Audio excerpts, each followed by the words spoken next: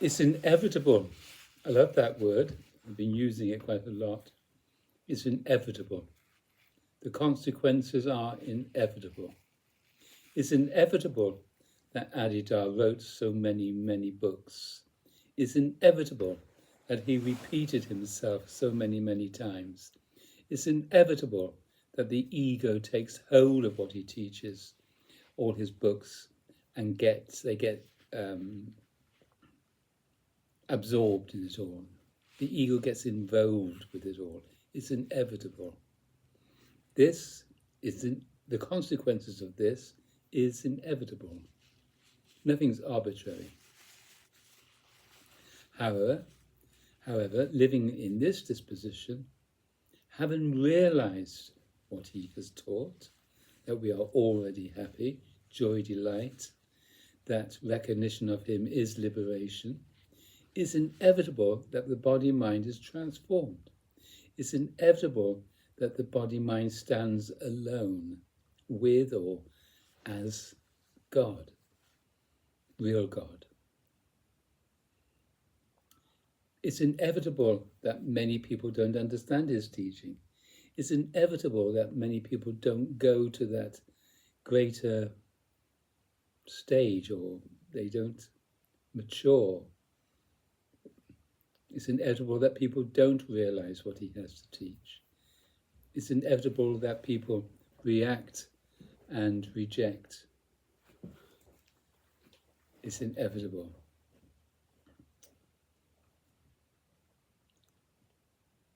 It's inevitable that I'm here where I am. It's inevitable. Conditional existence has its own law. And then there's the law of God, reality. That which was never born and will never die is there all of the time. It's inevitable that very few people have realized it. This obstructs. This gets in the way. This becomes superior. I am right, you are wrong. My point of view is right, yours is wrong. It's inevitable that there are wars. It's inevitable that the body-mind is obstructed. God is obstructed from living it. It's inevitable. It's inevitable that you become alone if you follow this path, if you devote, if you do nothing but devotion. It's inevitable that the ego falls away. The results of the ego fall away. It all falls away. It's inevitable that conditional existence tests us. It's inevitable that there's only a few people that awaken by the teachings of Adidas Nambaj. Take a composer. It's inevitable once you like a particular music, you want to listen to that again and again and again.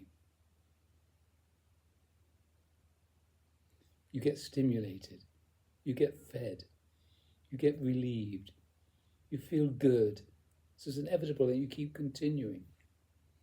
And also it's inevitable that alcoholics do nothing but drink and drink and drink. It's inevitable what the consequences are.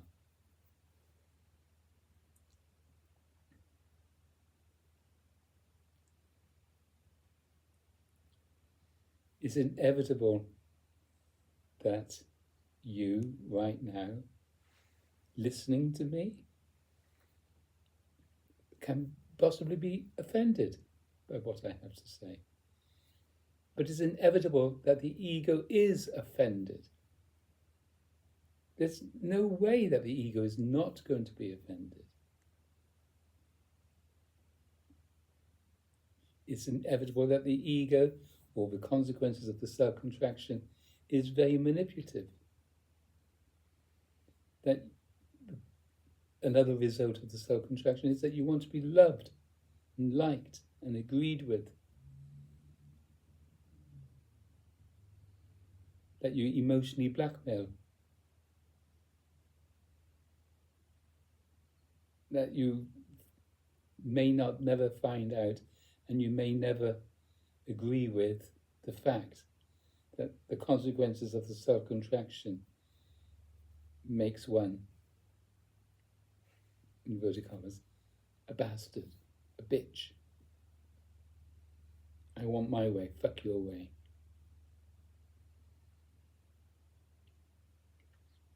Leave me alone.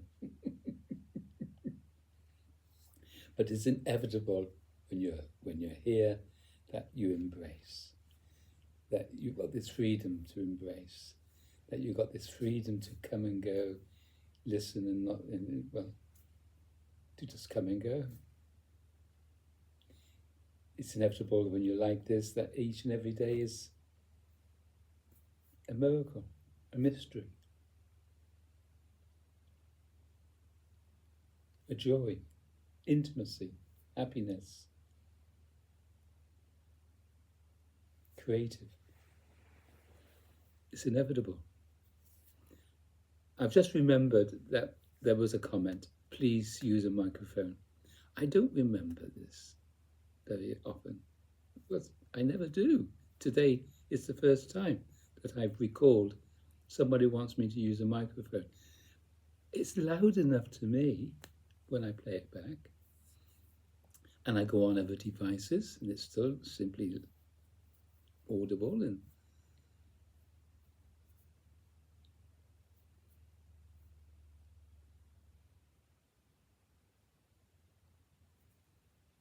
I don't remember to speak up. I don't want to shout, I don't want to raise my voice.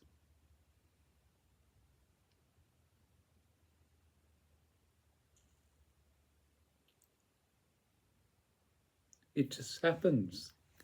This is spontaneous.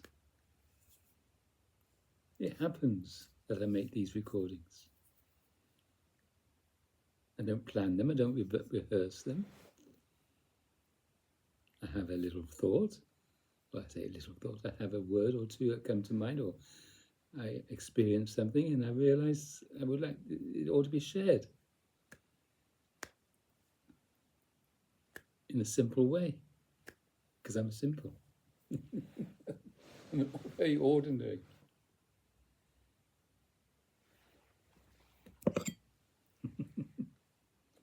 I have no airs and graces.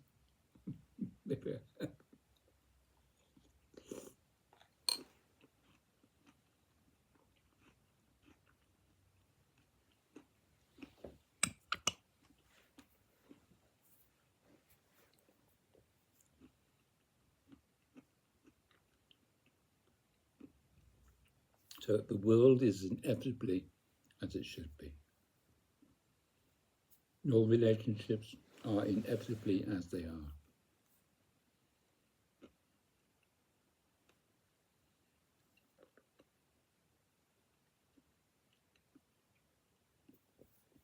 But whatever the conditions, they need not be those conditions tomorrow. It can be changed. From here, you see clearly, and it's not a problem, but you can change things. I'm always changing things. Pick up a pen, that's changed. Put the pen down, circumstances changed. The carpet needs straightening. Rubbish needs taking out. The wires need organising. They can all stay as they are. The consequences are what they are.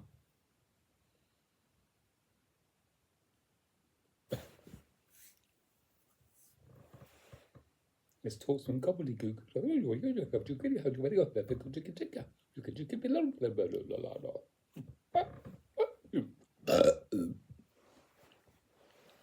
The body mind is what it is. This is a 71-year-old body mind in next month, November. 71 years. That doesn't include the 9 months in the mother.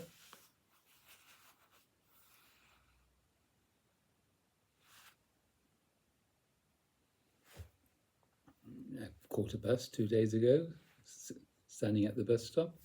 This lady said, "I do love your jumper."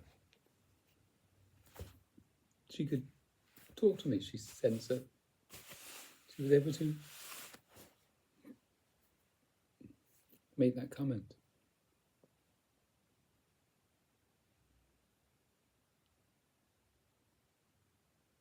Let's brighten up the day by being bright.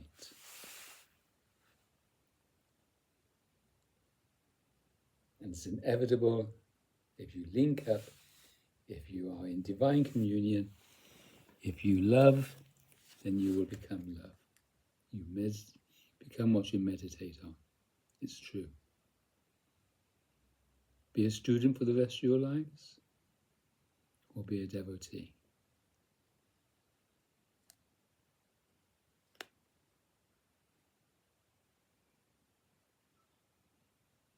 Love of the God-man. Love of the God state. Love of the God place. Love of the divine domain. This relationship transforms. That's what I advocate. People advocate become a sun worshipper. People advocate that medicine. People advocate that particular diet. There's so many, many thousands of advocations.